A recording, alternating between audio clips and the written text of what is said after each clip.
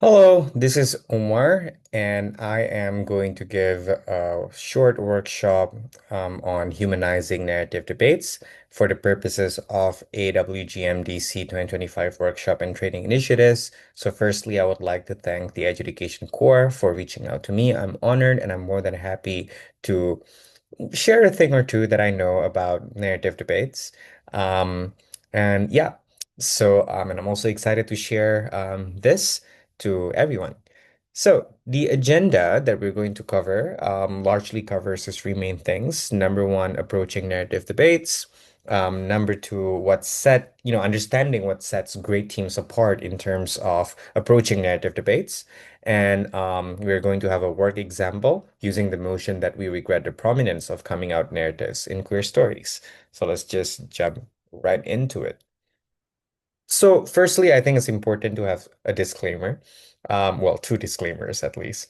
One, this workshop or this presentation is not meant to be a one-size-fits-all approach to all narrative debates, though I strived and I did my best to make sure that the materials will be as general as possible, for the sake of applicability and transferability.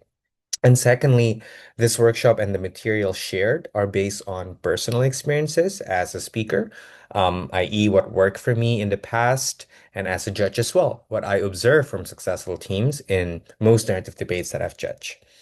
So, narrative debates. Well, it's pretty intuitive, at least to assume that, not assume, but it is indeed not a policy or a specific actor debate, but it's mostly about a dominant cultural storyline or narrative or customs, whatever is beneficial or harmful, right? So the debate revolves around the shared beliefs, repeated messaging that are passed down from generations onto the next, or moral lessons embedded in everyday media, education, discourse.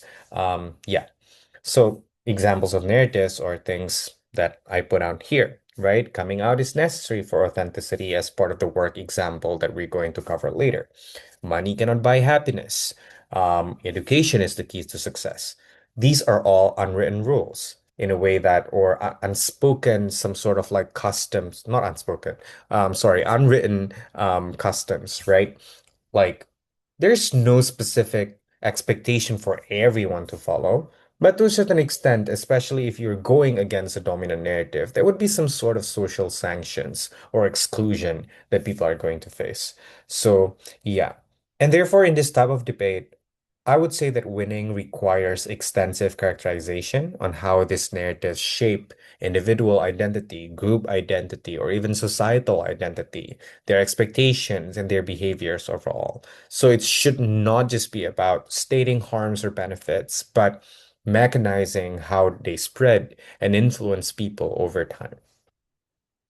So, what makes this type of debates tricky? So there's no direct policy to attack because again, it is just an unwritten rule. So it's only ideas. It's mostly spread through like verbally, right? Which can feel abstract if not grounded, because people feel strongly about narratives, but there's no such codified rules saying that they should not do this, they should do that. And therefore, I also notice in my experience as a judge, debaters often jump into impact, like, oh, it's bad or it's good without explaining the mechanism behind it, like how exactly it is bad or how exactly it is good. And I would notice that it's because it sounds more intuitive to start immediately with the impact, especially like if we're debating in BP, right, where short prep time and everything else. So, impacts the easiest thing, the lowest hanging fruits or whatnot.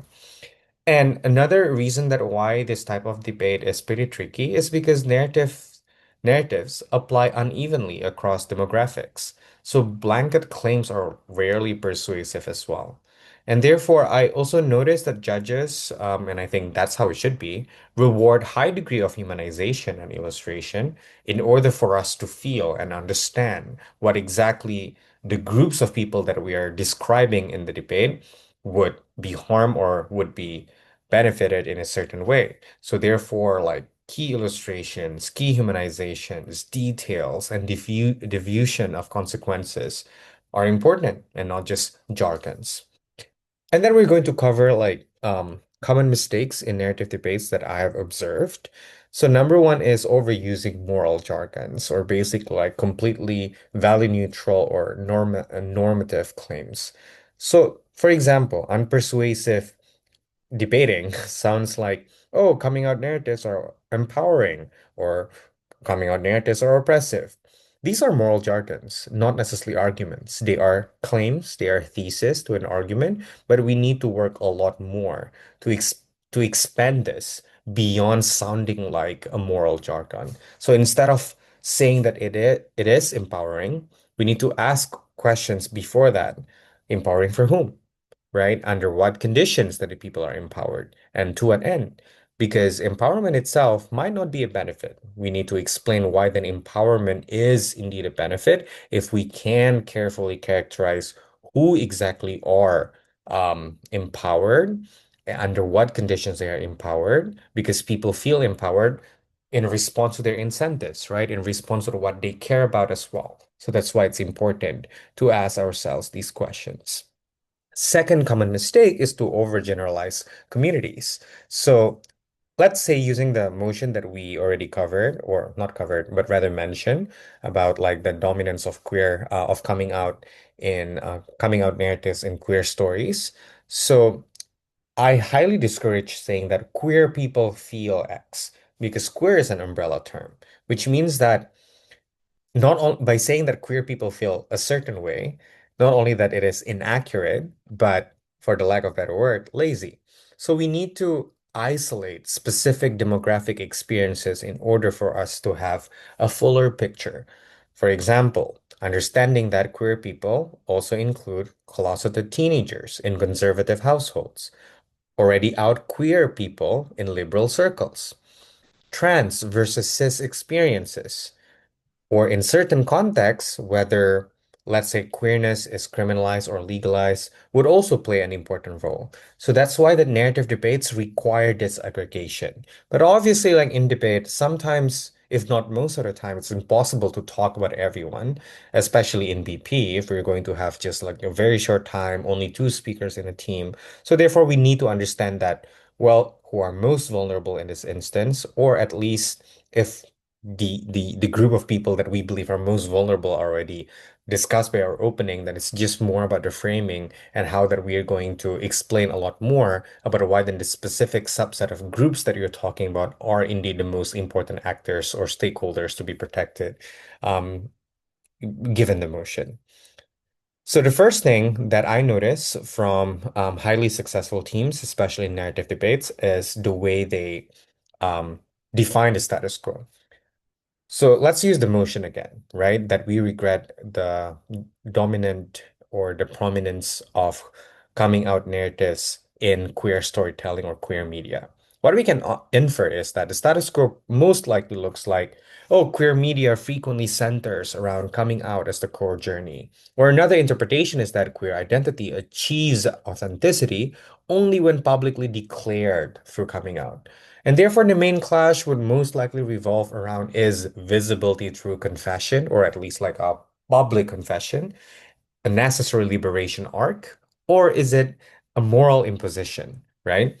So, what we can infer as well from the narrative then, oh, you are not fully authentic if you are not coming out. So, from there, we can break it down further as well.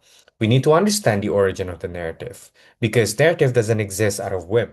They exist because of certain necessity, right? They exist because of certain morality or certain standards that we want our group of society or society at large to have at that moment. But when it comes to coming out, um, I would say that it's very likely, right, that early activism or queer activism in the 70s or 80s, post Stonewall riots, and also like the beginning of the AIDS epidemic, they needed that visibility. They needed like as many people as possible to join the movement and then be a part of like the change or rather the rallies for change because it is a form of resistance to have many people joining you and then um, protesting or demanding for changes to the people in power is a form of resistance, and you need the mass. You need your own groups to have that visibility, and therefore, as may like the more people come out, then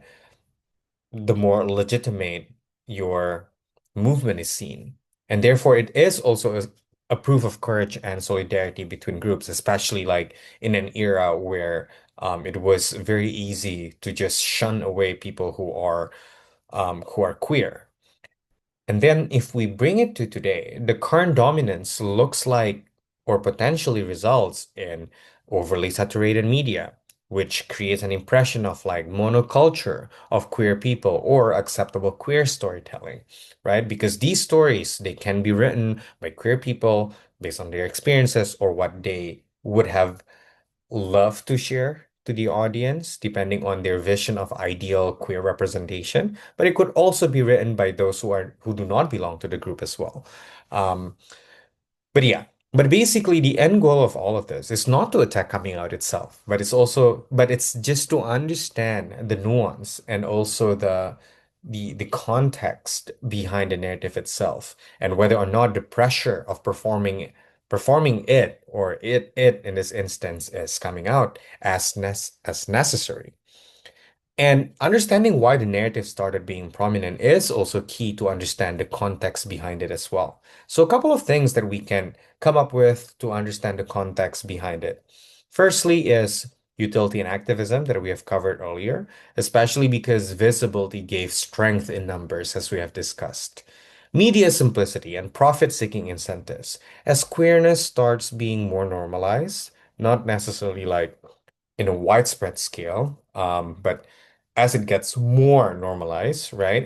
Especially compared to like one decade ago, for example, production houses understand like the dramatic effect of coming out gives some sort of like emotional connection to the audience, which can be a huge marketing force as well. But beyond that, it is also caused by the market demand because societies, again, are starting to accept queerness more. But in like separately, they also enjoy redemption arcs, they enjoy confession stories that are emotional, or even the typical underdog storyline. Look at this um, high schooler who is trying to navigate their queer life, as we've seen in creations like Love Simon or Love Victor, right? Which gives the impression that coming out is a cathartic climax. Probably it would have some sort of like rejection at the beginning, but they would result in like a happy ending or some sort to give that sort of like catharsis for individuals to feel like, as long as they have a happy ending, I'm fine. Next up, doesn't matter your side, we need to explain how these narratives are portrayed. And the reason that why I said doesn't matter, we need to know, right, the strategies. If we are in government team, we need to know how opposition is likely to frame this and vice versa, which means that we need to make sure that we are able to preempt that or we are able to come up with something to negate that. So government teams most likely would want to explain why the perverse incentives of profit maximization will result in often overly dramatic coming out scenes that might involve rejection from people closest to the character, oftentimes their family members and close friends. And on the other hand, opposition would want to explain why there are incentives to provide realistic portrayals. They are not always grim, as seen in recent media productions like Heartstopper or Asian BLs stories, right? Or to be fair, mainly only Thai or Taiwanese BLs, even though like a lot of other Asian countries. But I digress. But there you go. So the blueprint of approaching narrative debates, I think it's important to ask the sequence of question. Who internalizes the narrative first, right? Because internalization would breed a lot more things. It would result in them sharing it. It would result in them like completely going against it. So we need to understand who internalizes it first. How does it affect them? And then how does it replicate? How are they going to share the narrative once they normalize it? Are they going to enforce it, let's say, in education? Are they going to enforce it in media? Are they going to enforce it in even policy making level, right? And therefore, as a subset of that, what norms does it entrench?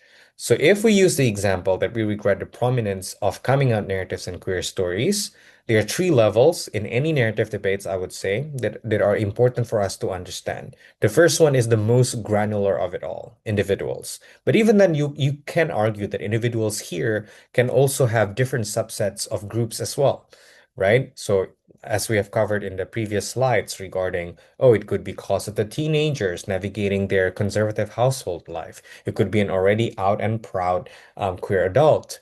But regardless, it's important to understand individuals and how they are affected by the narrative.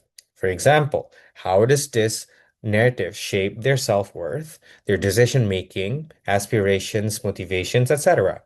And therefore, if we use the motion as an example, does coming out is mandatory create anxiety to those who are not ready? Just an example, right?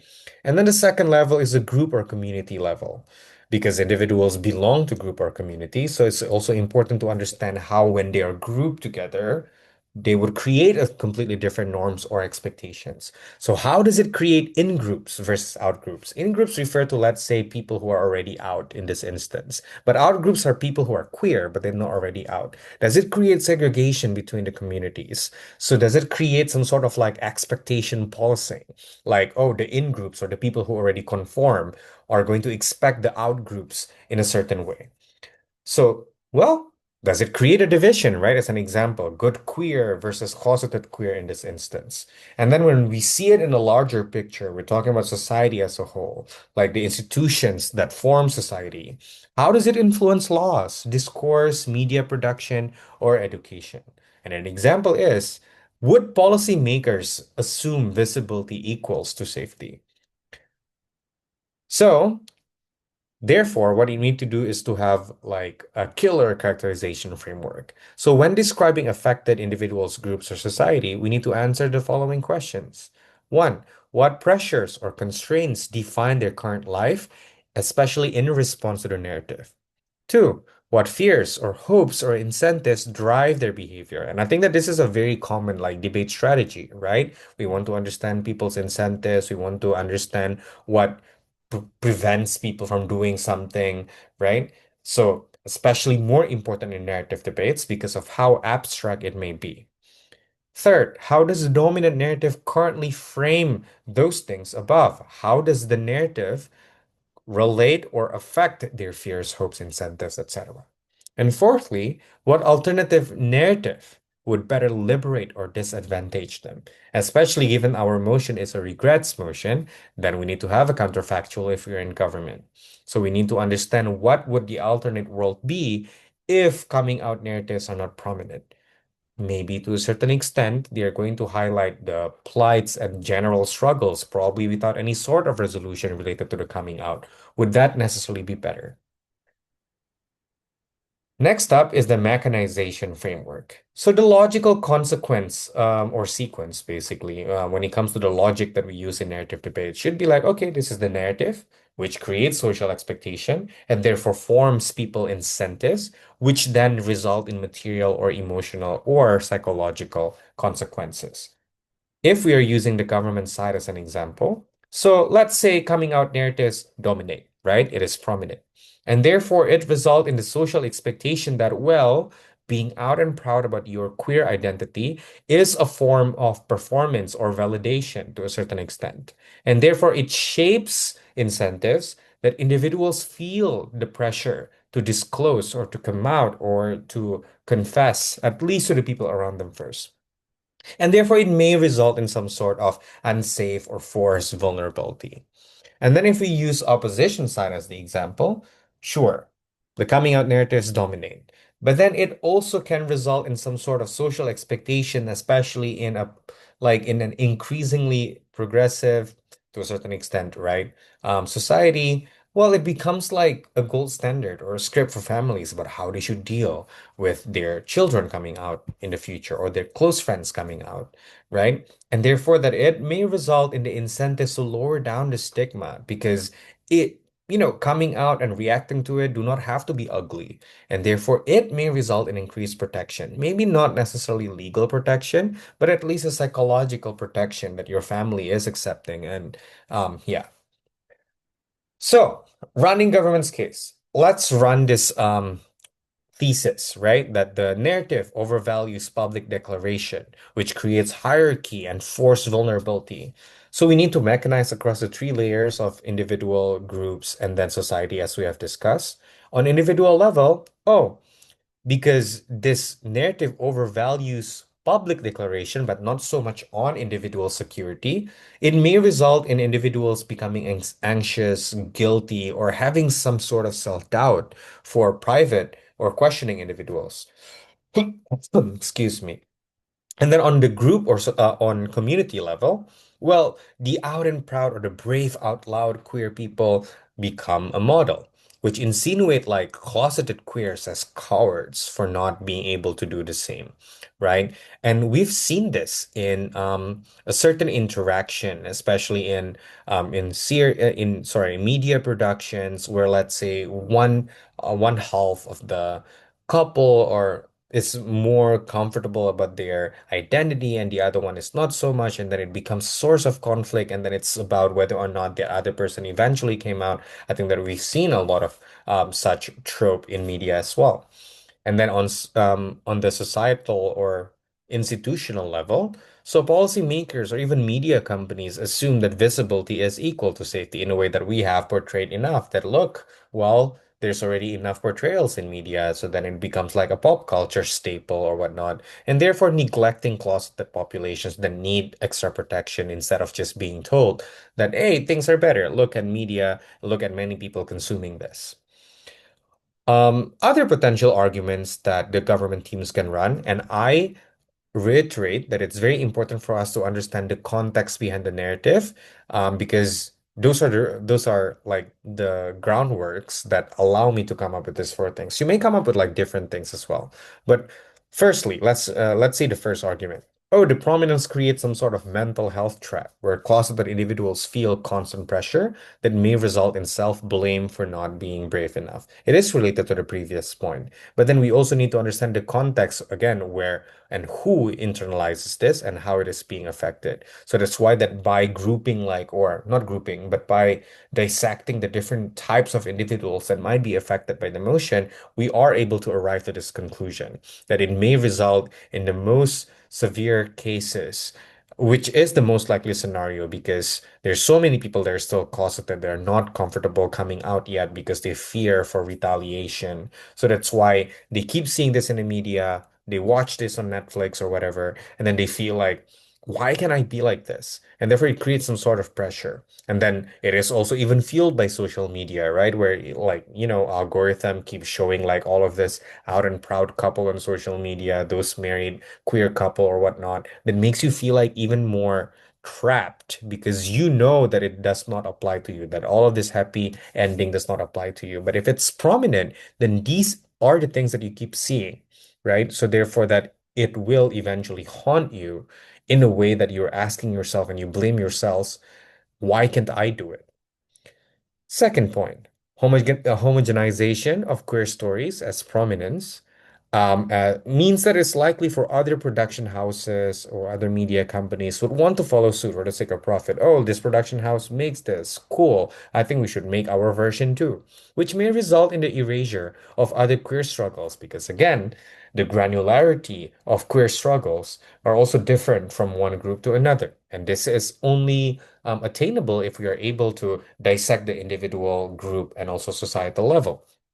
For example, the struggles of trans people coming out are completely different from, let's say, that we have seen in media, right? Because the coming out is not just about like, hey, I'm into same-sex relationship, I'm pansexual, or all of that, but it's also about having to explain or the necessity to explain at least why they're feeling that some sort of gender dysphoria and everything else, and therefore it adds a lot more gravity to what needs to be confessed. And therefore, media companies might not want to necessarily cover this because it's too heavy or it's too complex or everything else, especially with the controversy surrounding trans identities in many major liberal democracies. So it might affect the way media approach this as well, and therefore they would go for the safer option, right? For the soft option, like we've seen in BL or GL stories. So they're not portrayed as much and therefore results in their erasure. Third, it creates false progress narrative. It's almost like society is giving itself a pat on the back for accepting visibility while ignoring critical safety nets like healthcare, gender affirming care, workplace protection, etc. So, lastly, this also gives the impression of performativity. Like media companies and even politicians would hijack these movements to look like they're progressive, but they fail to deliver structural change to those who are not visible. Because look at these characters, look at these stories. They're going to bandwagon and try to utilize this like dominant portrayals, right, as the gold standard of things are getting better when they're not necessarily the case. Now, on the opposition side, let's take one claim, and after that, we're going to do like the granular development of characterization. So the claim is simple: visibility-based narrative remain essential for normalization and safety. And then if we see it from the individual level, oh, seeing others come out reduces that sort of shame that you have, and therefore it offers some sort of role model for you and your roadmap for coming out, or basically like what can you say, right? Because these are examples that a lot of people do not have because they might not have any other sources that would make them feel even slightly comfortable about their own identity and therefore the necessity to voice that out, right? On group level, it creates some sort of solidarity and pride through shared milestones, right?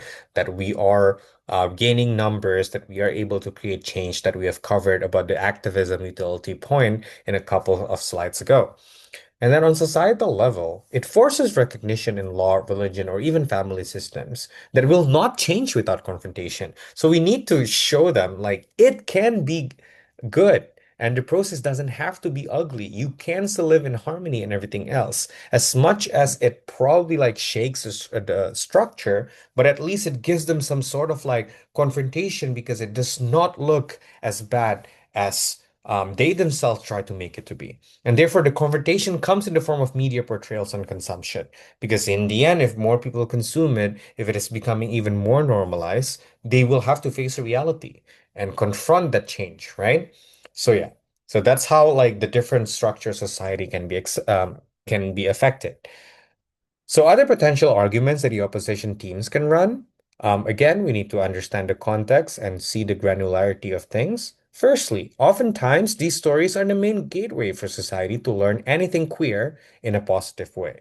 So even if the portrayals may be sad or heartbreaking, but the chance of people empathizing is higher given that it is now prominent and normalized.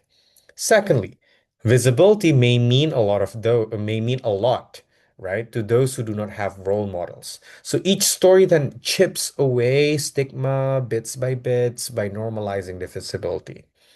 Thirdly, older generations of queer people who have never had such media productions will now have access to those that may result in some sort of healing, some sort of legitimacy that they have been fighting or even concealing for years, if not decades. So this is a different subset of groups of people that may be affected in a very positive way now that it is prominent. So therefore, we should not regret it.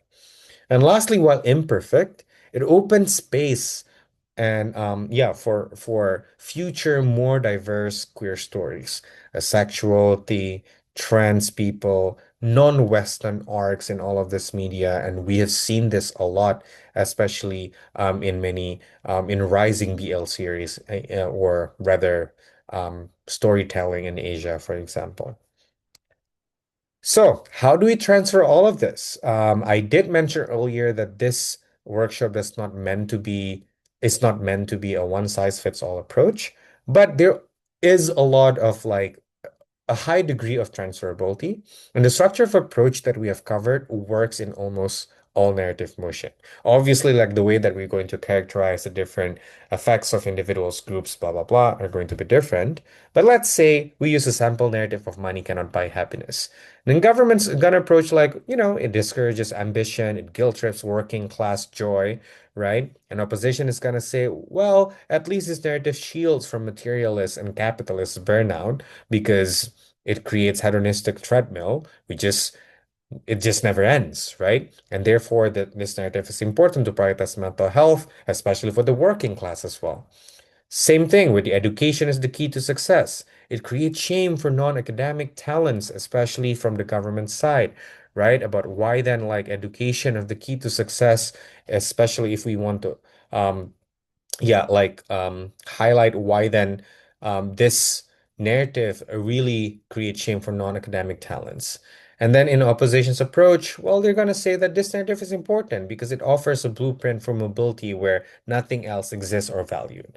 By the way, in case it's not clear, we're still using the regrets or oppose variety. I just realized that once I see this, it sounds like what education is the key to success and then government approach is what I have. But regardless, you get a point. So, the final takeaways for this workshop is simple. Firstly, refrain from just saying that the narrative is harmful, the narrative is beneficial. Instead, show the journey of harm and benefits, show how we get there, right? And then mechanize the individual to group to societal diffusion. And lastly, humanize the stakeholders, not just abstract and generalized identities. Like queer people feel a certain way. There are a lot of subsets of queer people when it comes to like the working class itself. There's also a lot of subsets to them, right? It doesn't mean that you have to completely analyze the exact or the specific ways that we can identify the subsets, but at least that when it is portrayed enough, when it is specific but still general enough, then it would be like it would be a perfect balance of highlighting why a certain group would be affected in a certain way, and therefore they are vulnerable because of that. So, thank you. I know this is pretty short, but if you have any questions, you can reach out to me on Facebook, or you can just like contact the AWGMDCH core, and I'm more than happy to answer your question or anything else. Yeah, but basically, good luck for the competition, and thank you. Bye bye.